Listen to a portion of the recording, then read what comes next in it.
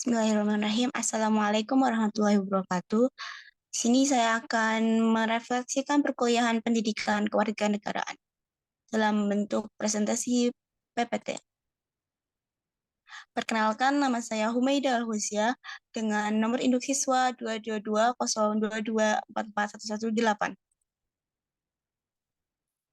Materi kewarganegaraan yang saya akan refleksikan ada 3. Yang pertama adalah demokrasi Pancasila, yang kedua hak asasi manusia, dan yang ketiga ada penegakan hukum HAM.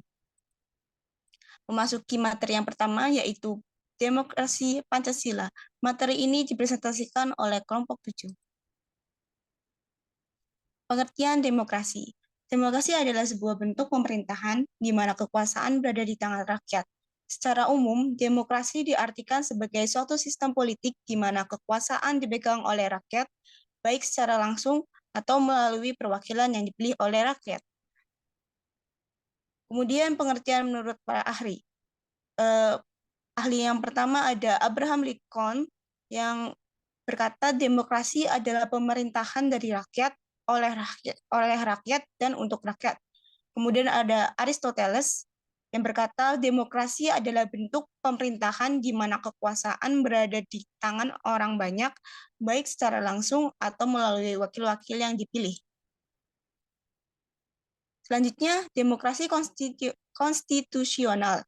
Demokrasi konstitusional adalah sebuah gagasan bahwa pemerintah merupakan aktivitas yang diselenggarakan atas nama rakyat untuk pada pembatasan konstitusi agar kekuasaan tidak disalahgunakan oleh pemegang kekuasaan.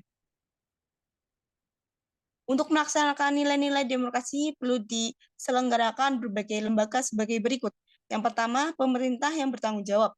Yang kedua, Dewan Perwakilan Rakyat yang memiliki golongan-golongan dan ketidakpentingan dalam masyarakat dan dipilih dalam pemilu yang bebas. Yang ketiga, perlu organisasi politik yang mencakup satu atau lebih partai politik. Yang keempat, pers yang bebas dan menyatakan pendapat. Kelima, sistem peradilan yang bebas untuk menjamin hak-hak asasi dan keadilan. Masyarakat madani menurut para ahli. Di sini menurut Anwar Ibrahim menyebutkan masyarakat madani menjadi sebagai terjemahan dari civil society yang menurutnya masyarakat madani adalah sistem sosial yang subur dan diasaskan pada prinsip moral yang menjamin keseimbangan antara kebebasan individu dan kestabilan masyarakat. Adapun pengertian masyarakat madani menurut Persyarikatan Bangsa-Bangsa atau PBB adalah masyarakat yang demokratis dan menghargai hak-hak tanggung jawab manusia. Kemudian masyarakat madani secara umum. Asal mula kata madani dari bahasa Inggris yang artinya beradab atau berbudaya. Masyarakat yang memiliki adab dalam membangun, memaknai, menjalani kehidupannya. Masyarakat madani seringkali diartikan dengan makna yang berbeda-beda. Bersangkutan dengan asal mula kata madani, istilah masyarakat sipil diambil dari terjemahan masyarakat madani sendiri, yaitu masyarakat beradab. Tadi sudah dijelaskan masyarakat madani menurut para ahli dan secara umum. Kemudian ini adalah pengertian masyarakat madani, yaitu civil society. Adalah suatu konsep yang menunjukkan masyarakat yang mandiri, berdaulat, dan memiliki kesadaran politik yang tinggi. Masyarakat madani dapat terbentuk ketika masyarakat memiliki akses yang lebih besar terhadap informasi dan teknologi, serta dapat berpartisipasi aktif dalam mengambil keputusan politik. Ada perkembangan demokrasi di Indonesia. Ada 4 fase. Fase yang pertama ada fase liberal dari tahun 1945 sampai 1959. Pada awal kemerdekaan, Indonesia menganut sistem demokrasi liberal yang diatur dalam UUD 45. Pada periode ini, berbagai partai politik dibentuk dan pemilihan umum diadakan.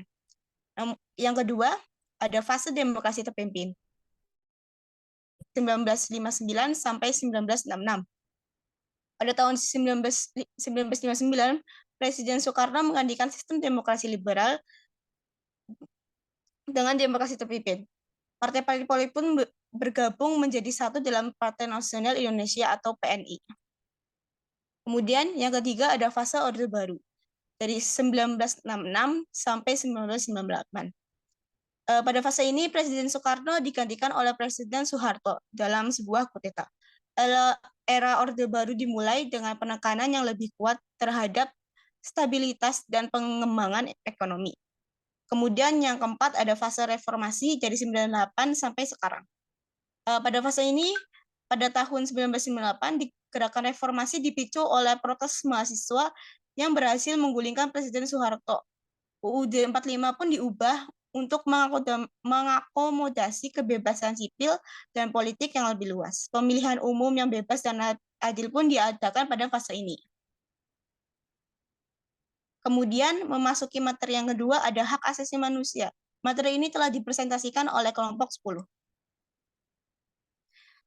Ada pengertian dan konsep HAM. Pengertian HAM, menurut Kamus Besar Bahasa Indonesia KBBI, pengertian HAM adalah hak yang dilindungi secara internasional, yaitu Deklarasi PBB, atau dalam kurung Declaration of Human Rights, seperti hak untuk hidup, hak kemerdekaan, hak memiliki, hak untuk mengeluarkan pendapat. Kemudian ada konsep HAM. Konsep HAM memiliki sifat hak asasi manusia adalah umum dan universal.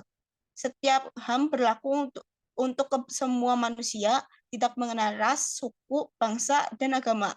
Masyarakat ada di seluruh dunia haruslah berusaha untuk menjaga hak-hak sama lain, tidak menindas orang lain. Kemudian ada jenis-jenis HAM. Jenis HAM. HAM diakui dan disepakati oleh negara-negara di dunia melalui piagam PBB atau disebut dengan Universal Declaration of Human Rights, pernyataan sedunia hak asasi manusia, yang berisi 30 pasal dan disepakati di tanggal 10 Desember 1948, sehingga Hari Hak Asasi Manusia jatuh pada tanggal 10 Desember. Kemudian ada hak asasi manusia menurut piagam PBB atau UDHR adalah yang pertama ada hak untuk hidup, hak untuk mendapat perlindungan hukum, hak untuk kemerdekaan hidup, hak mendapatkan pendidikan dan pengajaran, hak berpikir mengeluarkan pendapat, hak untuk memperoleh kekayaan, pekerjaan, hak menganut aliran kepercayaan atau agama, hak untuk memperoleh nama baik, dan yang terakhir hak memiliki sesuatu. Kemudian ada Undang-Undang HAM di Indonesia. Undang-Undang Hak Asasi Manusia di Indonesia adalah Undang-Undang Nomor 39 Nomor 1999 tentang hak asasi manusia. Undang-undang ini berisi tentang perlindungan, penghormatan, dan pengajuan hak asasi manusia di Indonesia. Undang-Undang Hak Asasi Manusia di Indonesia juga menegaskan bahwa setiap pelanggaran terhadap hak asasi manusia harus diperiksa dan diadili secara adil dan transparan. Selain itu, undang-undang ini juga menciptakan Komnas HAM, Komisi Nasional Hak Asasi Manusia, yang bertugas untuk memantau, melindungi, dan memajukan hak asasi manusia di Indonesia. Selanjutnya, Lembaga Perlindungan HAM. Ada enam aspek yang dibahas. Yang pertama ada Kementerian Hukum dan Hak Asasi Manusia atau Kemenkumham RI. Kemudian ada Komisi Nasional Hak Asasi Manusia atau Komnas HAM. Yang ketiga ada Pengadilan Hak Asasi Manusia. Yang ketiga Komisi Nasional Anti Kekerasan Terhadap Perempuan. Yang kelima Komisi Nasional Perlindungan Anak. Keenam Komisi Kebenaran dan Rekonsiliasi.